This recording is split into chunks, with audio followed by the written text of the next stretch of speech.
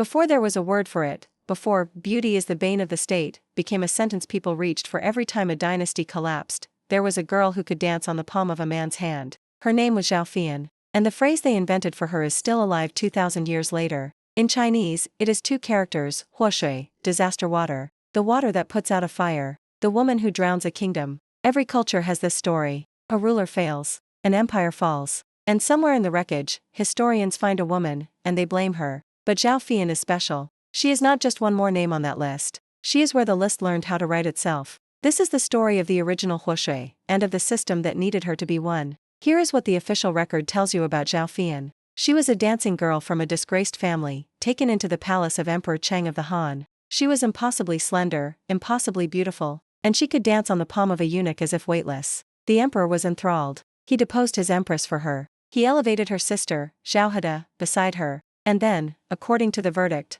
the two sisters took hold of the throne through sheer feminine seduction. The charge sheet is specific. She emptied the treasury on silks and feasts. She enslaved a weak emperor to her will. And worst of all, she murdered his children, the imperial heirs, the imperial grandsons, one by one, so that no rival bloodline could threaten her. There is even a nursery rhyme they quote against her: Yan Yan, Wei Xian Xian, Yan Zhuo Huang Sun. The swallow pecks the imperial grandsons. The swallow, Feiyan. A child's song turned into an indictment. By the time the chroniclers were done, Zhao Feiyan was not a person anymore. She was a mechanism. Insert beautiful woman. Watch dynasty collapse. Bengu, writing the Han Shu a century later, planted the seeds. The romancers who came after him, the ones who fed the opera houses and the storytellers, watered them until she was a full demon, a fox spirit in human form, a mouth that drank the life out of a realm. That is the verdict. A ruinous beauty who devoured the Han. Now let's look at what actually happened. Emperor Cheng did not need a woman to ruin him. He was doing it himself. He came to the throne in 33 BCE, young, and with every advantage.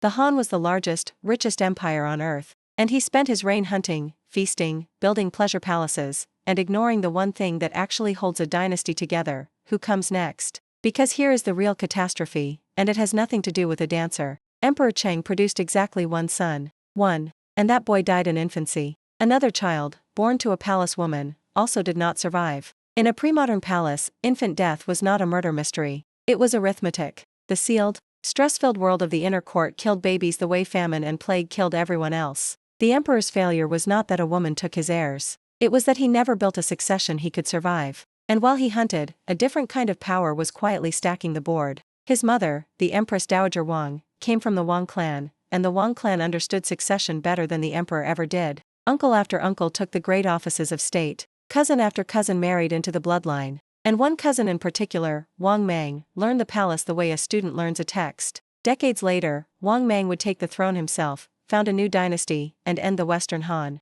Zhao Feiyan never commanded an army. She never signed a tax law. She never appointed a single minister. She was, at most, a dancer who became an empress, a figure of ceremony and favor, not of power. The idea that she ruined the Han is like blaming the chandelier for the fire. So why does the story say she did? Watch how the blame moves. When a man at the top fails, the record reaches for weather. The times were corrupt. The mandate weakened. He was advised poorly. Vague, atmospheric, forgiving. When a woman is anywhere near the top, the record reaches for a name. One name. And suddenly the weather clears, the mandate is fine, and all of it, the lost wars, the empty treasury, the broken succession, flows into her. Emperor Cheng's own debauchery is famous. He is the emperor who reportedly said he would rather die in the nest of tenderness than govern. That line, the tenderness nest, a phrase attached to Zhao Heda, is remembered as her seduction. But it is his confession. He said it. He chose it. And yet the verdict files it under her name. Then look at who paid and who prospered. After Cheng died suddenly in 7 BCE, in Zhao Heda's arms,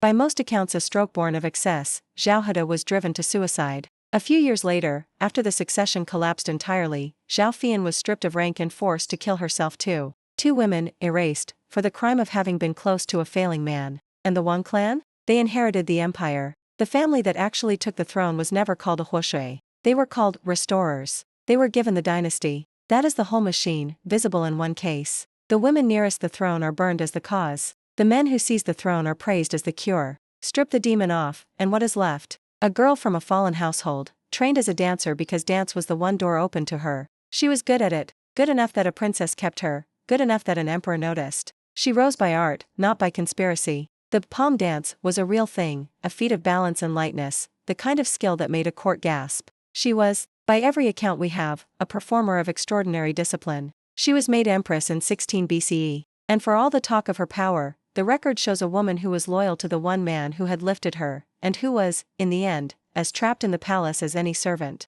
When Cheng died, her protection died with him. Everything after was wind down. The murdered heirs charge is the part to handle carefully, because it sounds so specific. But read the sources closely and it dissolves. The infant deaths are attested. The claim that Zhao Feiyan caused them is a later construction, a story told by the victors, the Wang clan's chroniclers, who needed a clean reason the Han had fallen that was not the Wang clan took it. A child's rhyme about a swallow is not evidence. It is a rhyme. She was used the way scapegoats always are, as a screen. Put a vivid, beautiful, easy-to-hate face in front of the dynasty's decline, and the people looking at that face stop looking at the men behind it. 2,000 years later, we still do this. A company collapses, and the headline finds the one woman on the leadership team. A society phrase, and the column reaches for the immigrant, the minority, the outsider who happened to be visible. A system fails, and the story locates a single face to carry all of it, so the system itself can stay blameless. The mechanism Zhao Feiyan was caught in has a name older than her. Find one person, point, and the structure is absolved. It is the cheapest tool of power there is, because it costs the powerful nothing. You do not have to fix the treasury, or the succession, or the injustice. You only have to name a huoshui, and the word is still in the language. Every time someone says a woman destroyed something she had no power to destroy, they are repeating Bangu's sentence, polished smooth by 2 millennia of telling. Zhao Feiyan was a dancer. She was an empress. She was a loyal companion to a weak man. She was not the water that put out the Han. The Han put itself out, and then wrote her name on the flood. Next time, the pattern jumps forward 1,000 years, to a different kind of woman they rewrote, not a temptress, but a patriot. They made her a spy. They made her a hero. They made her two people. And neither one was her. This is episode 21 of The Women They Blamed.